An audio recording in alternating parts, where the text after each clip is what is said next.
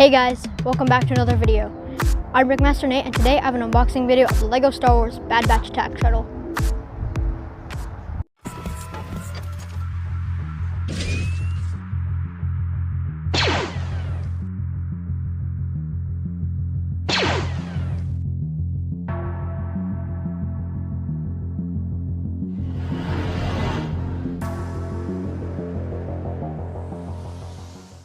So this set retails for $100 and has 969 pieces. The box shows off the shuttle and the 2 speeders, as well as the minifigures on the bottom, and there's also the Bad Batch members on the top. So hopefully we can get some more of these Bad Batch sets in 2022. Let's get into the box. So inside there were 7 numbered bags and this separate bag with the instructions and the stickers. Let's get to the speed build.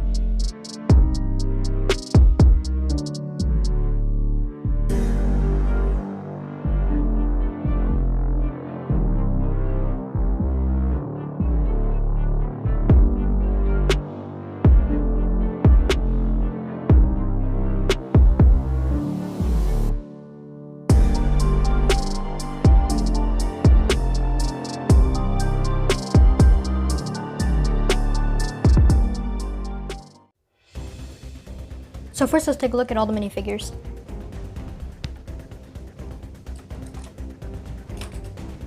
So first up is the Gonk Droid. This build is super simple, it only uses a few pieces.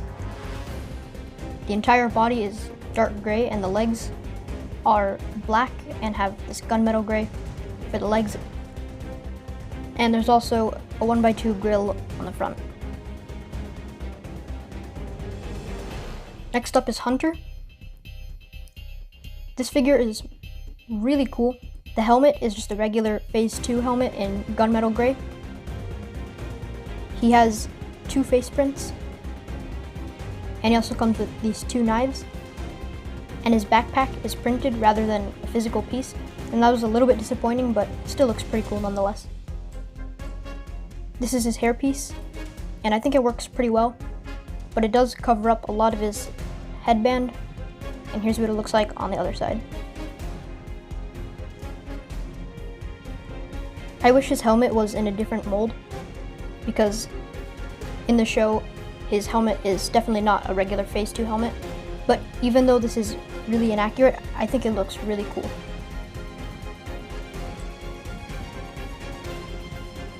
Here's Imperial Crosshair.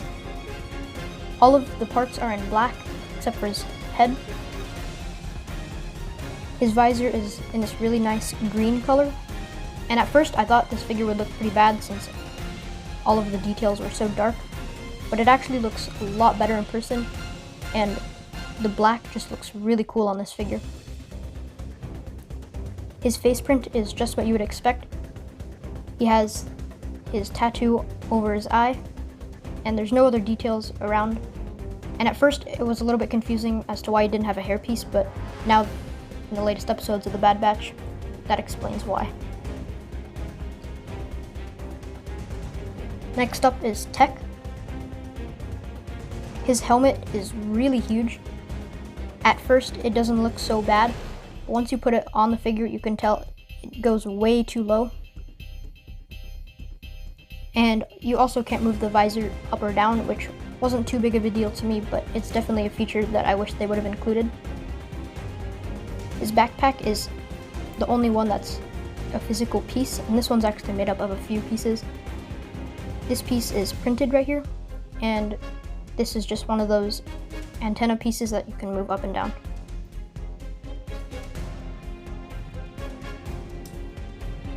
He has 2 faces.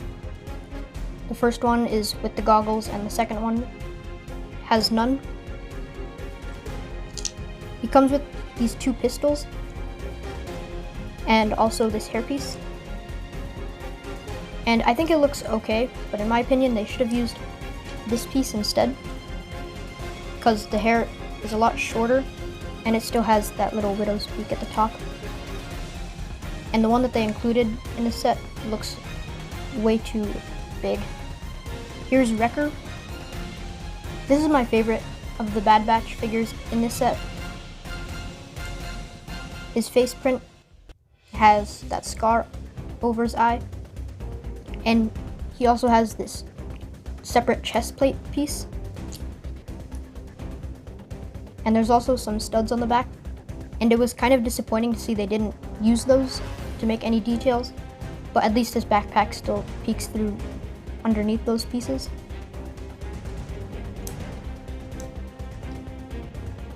His helmet is in gunmetal gray, and it's actually the Iron Man helmet piece in the latest years, and I thought that was a pretty cool detail.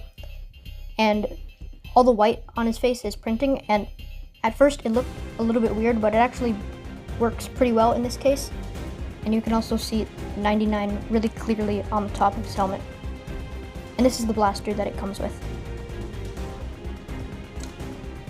The last figure is Echo. And the big thing that stands out to me about this figure is that he has arm printing, and that's the first time it's ever been done for a clone trooper. So it's really cool to see.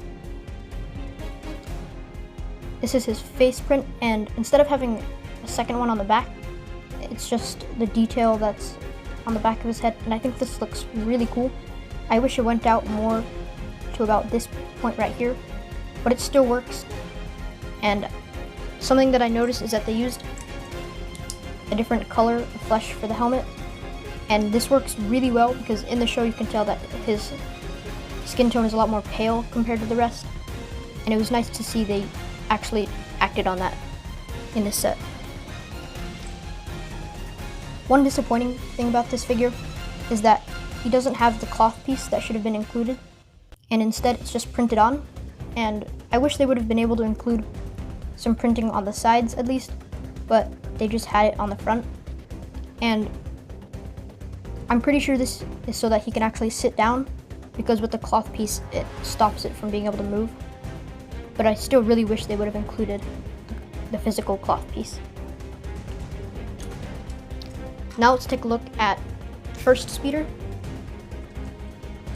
This one is Crosshairs, and it's basically just the 501st Bark speeder from the battle pack with very minor adjustments. These pieces right here don't have a stud on top of them before you put it on top, this.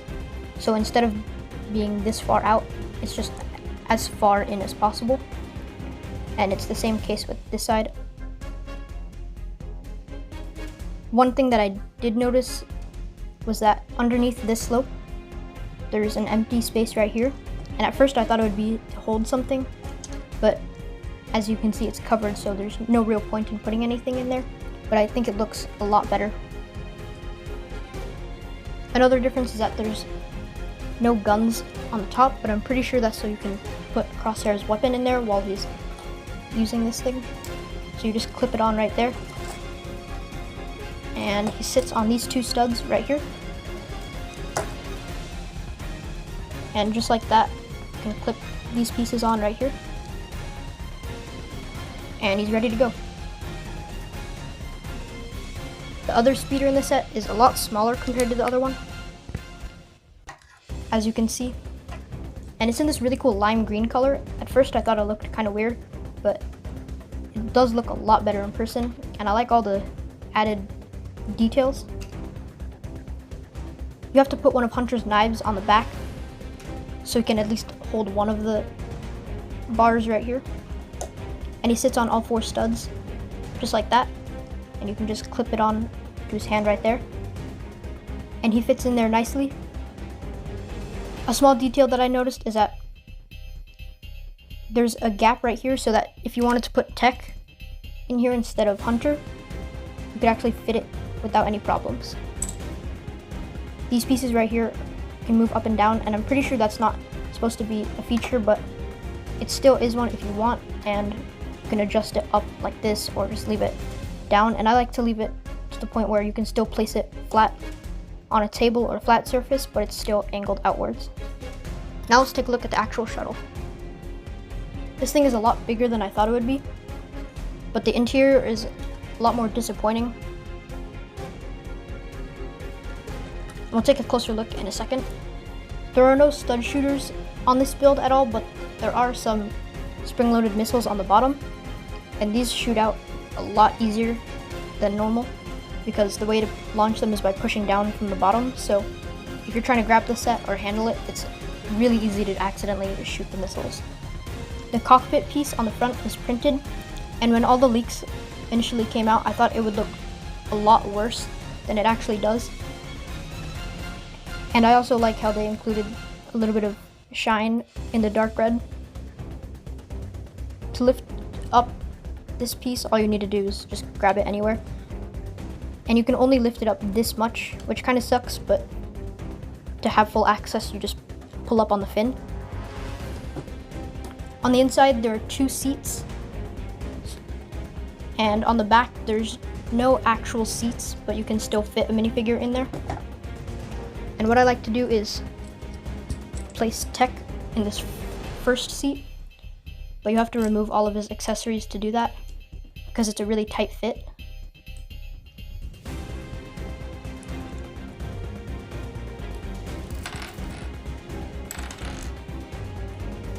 And he just fits on those studs right there. And I also like to put Echo in the back seat. And he doesn't have any accessories other than the helmet, so you just take that off. As you can see, they fit in there just fine. But if you wanted to put Echo in there with his helmet, it would be stuck to about right here. So that's why I had to take off the helmet to fit him inside. On the back right here, there's a little piece that you can pull up like this. And this small crate was included, and you can put it inside just like that.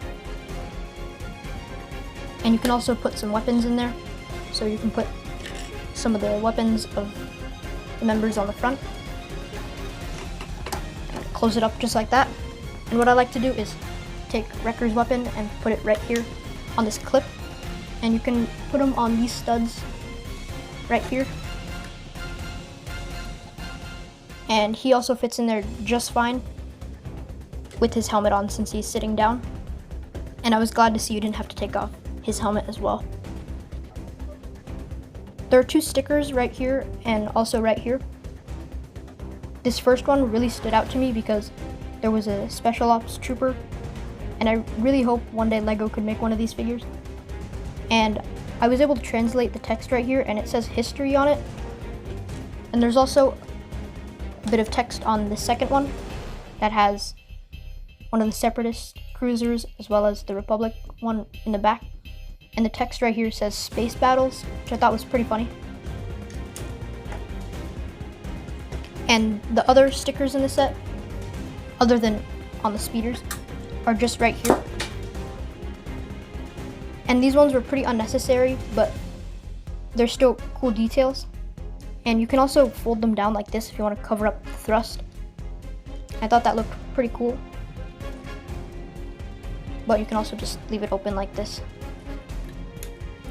And it looks a little bit weird if you're looking at it straight on because you can see these hinges, but from any other angle it looks fine. The wings can fold down like this, and they can even bend all the way down. But I like to leave it at about this angle right here. And they don't fold all the way in as much as I would like them to. They stop right here because of these tiles.